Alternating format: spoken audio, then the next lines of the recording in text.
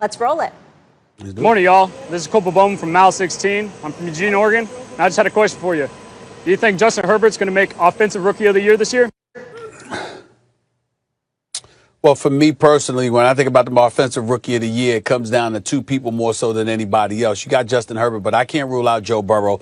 They're both completing about 67% of their passes. Both of them have thrown 5 interceptions on the season. Justin Herbert's at 17 touchdowns, though Joe Burrow's at 11. I'm a lean towards Herbert from the standpoint that of the 7 games that he's played, he's thrown for over 300 yards on 4 occasions. I'm looking at Burrow. Zach Taylor's doing a good job with the Cincinnati Bengals, surprisingly so. Cincinnati has been in every single game this year with a 2-5-1 record, with the exception of the loss to Baltimore. Outside of that, they've been very competitive in every single game, and I got to give props to where it's due. It's not a foregone conclusion. I think right now it could ultimately be a toss-up between Joe Burrow and Justin Herbert. But right now, Herbert deserves a slight edge with what he's doing because he's not the reason the Los Angeles Chargers are 2-6. And, Max, I'm getting very scared for Coach Anthony Lynn. You can't keep giving up double-digit leads, and you're going to keep your job. They're 2-6, but it ain't because of their rookie quarterback. It's because they can't stop people when it counts. Yeah, the couple of the great sports debates nowadays is who's more jinxed, who's better at snatching defeat from the jaws of victory. Is it the Chargers or the Falcons, right? And this is recent years, not just this year. Another one's going to be Herbert or Burrow or Tua. And I think that this year, let's put it this way. Going forward, I don't know the answer to that question. It may be that Burrow will be the best, or maybe Tua, or maybe Herbert. This year, I'm confident in saying Herbert's the best. I think based on what we've seen this year, he absolutely should be Offensive Rookie of the Year. I think he's having the best rookie campaign, considering the position he plays, of any position. That's a really difficult position to show up, get the ball as a rookie, and play as well as he has. I say Herbert. All right, we'll leave it there. We got another question from the Reens. Let's hear it. Have a conversation or a debate, rather, that we've been waiting to have all show long. We're going to talk about the rookie quarterbacks, the brightest in our league, because on Sunday, it's the Chargers at Dolphins, featuring a showdown of rookie quarterbacks when Tua faces off against Justin Herbert. Tua's Dolphins are 5-3 and currently in second place in the AFC East, while Herbert has at least 4 300-yard passing games, despite the Chargers' 2-6 record. Max, which one of these rookies has more of an upside? It's a tough question because Tua's special. By the way, Burrow's special. I have to say Justin Herbert, based on what I've seen so far. I know Stephen A., the guys on Get Up were talking yesterday. You know, who does Herbert remind you the most of? And Patrick Mahomes' name came up. He's differently talented. I mean, not in ways like Burrow and Tua. Burrow's very, very accurate. Tua's very, very accurate, and Burrow can do a lot of things. But when you're just talking about measurables, like who can throw that ball down the field accurately, seemingly in all situations, it's been right from the beginning of the season. Think about the lineup of Hall of Fame quarterbacks that this guy and future Hall of Fame quarterbacks that he faced. And it's not just that he belonged. When you watch, you said he's just as good as those guys. He just touched the ball. Wow. He just started out. I got to go with Herbert.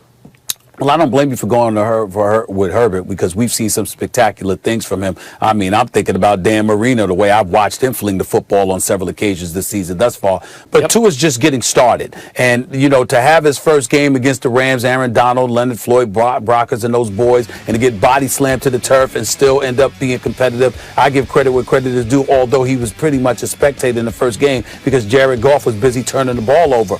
Last week was a different matter. It was a different ball game against Arizona.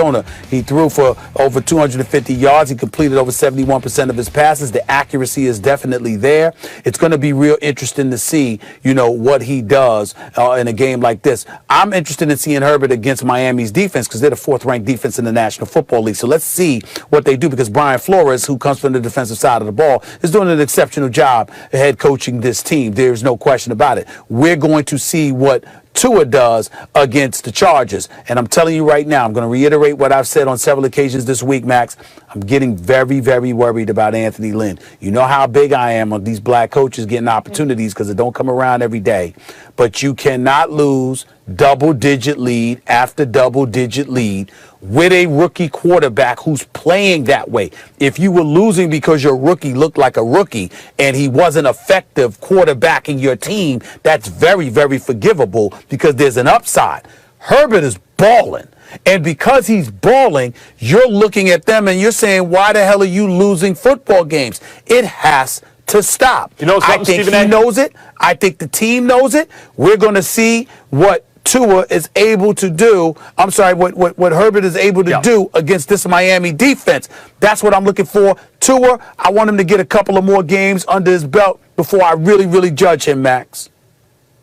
It's interesting because I wouldn't blame any, no revisionist history. Burrow had the greatest year ever in college, probably ever.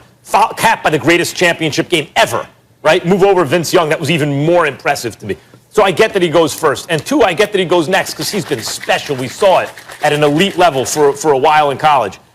Herbert was supposed to be the number 1 overall pick a couple years ago. Remember, tanked for Herbert at first. And then he seemed to regress. So I get why he didn't go first. Stephen A., every quarterback has a weakness. I don't know what Herbert's is. He looks like, I know usually it's safety first in the draft, check all the boxes. Herbert checks every single box. Maybe he's not a vocal enough leader for some people. Nonsense. This guy has mobility, size, uses his legs. He can pick up first downs or just extend plays and throw down the field, keeps his eyes down the field. He seems to process information very quickly. He's accurate in tight windows. He has a cannon for an arm. It's like laser-guided missiles. He's not only great in the pocket. If you give him time, it's a joke. It's a massacre. He will destroy you. But he can throw off platform under pressure. He checks every single box so far. I'm sure there's a weakness. I don't see it. Yeah, but here's the thing, Max. He's tall. Hold on. Here's the thing. When we have questions about Tua, it's about his durability. It ain't about his game. Because he was accurate in college. He's in his first 2 games in the NFL. He's accurate now. 3 touchdowns, not an interception. He's not making mistakes. He's not turnover prone. No doubt. We all highlighted that there's an upside. So when you look at what he brings to the table, what I'm saying is, okay, you went against the Rams. You got your feet wet. You went against Arizona. Now you got this game against the Chargers. But again, give him as many games under his belt as Herbert has, and then we might see something special from Tua, because right now the only question is his durability. Right, no, well, listen, I know height doesn't mean everything, but if you give me 2 quarterbacks and one's bigger, I'll take the bigger one if all other things are equal. I'm just talking about game. Right, but they're not equal. Herbert has a better arm, and Herbert has not coming off a catastrophic injury. All right, well, what's even cooler is this game wasn't supposed to happen between these 2 quarterbacks. It was originally scheduled for October 25th. Tua hadn't even been named the quarterback of the Dolphins at that point, but here we are, 2 amazing rookies going head-to-head. And also, we want to say thank you to the Nellis Air Force Base members who have joined us all show long. You're incredible. Thank you for your service. Doug, take it away.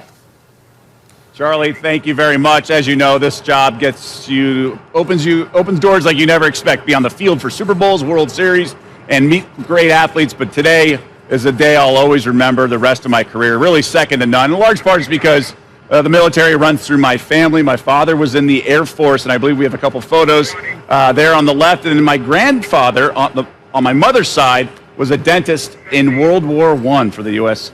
Military. So certainly hits home here, and I had a blast today. So we want to thank everyone here in Las Vegas at Nellis Air Force Base. Let's